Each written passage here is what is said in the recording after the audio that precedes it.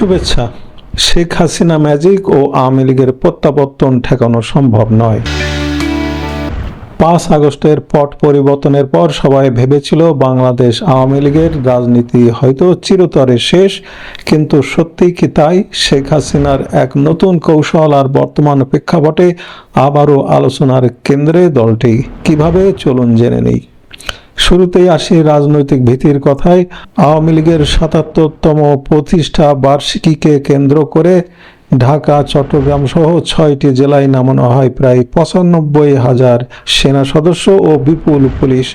বিশ্লেষকদের মতে একটি দলের কর্মসূচি ঠেকাতে এত বড় আয়োজন প্রমাণ করে দলটির প্রভাব এখনো কতটা প্রবল। দ্বিতীয় চমক হলো শিখর থেকে তৃণমূল মডেল। নয়াদিল্লিতে বসেও থেমে নেই শেখ হাসিনা, সরাসরি ফোন করছেন তৃণমূলের সাধারণ কর্মীদের। এই ফোন আলাপ দলের ভেতরের হতাশা দূর করে কর্মীদের আবারও একতাবদ্ধ ও উজ্জীবিত করছে। তৃতীয়ত, সাধারণ মানুষের মনোভাবে পরিবর্তন। বর্তমান সময়ের আকাশ ছোঁয়া দ্রব্যমূল্য, আইন শৃঙ্খলা পরিস্থিতির চরম অবনতি আর প্রশাসনিক ব্যর্থতায় মানুষ রীতিমতো হাঁপিয়ে উঠেছে, যার ফলে সাধারণ মানুষের মুখে এখন একটি কথা বেশি শোনা যাচ্ছে, আগের সরকারই ভালো ছিল।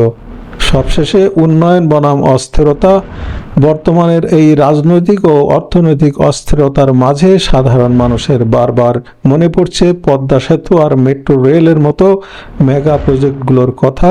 উন্নয়নের এই স্মৃতিগুলোই আওয়ামী লীগকে ফের প্রাসঙ্গিক করে তুলেছে। প্রতিকূলতা পেরিয়ে আওয়ামী লীগ কি সত্যি প্রবলভাবে ফিরে আসছে, নাকি এটি সাময়িক? আপনার কি মনে হয়?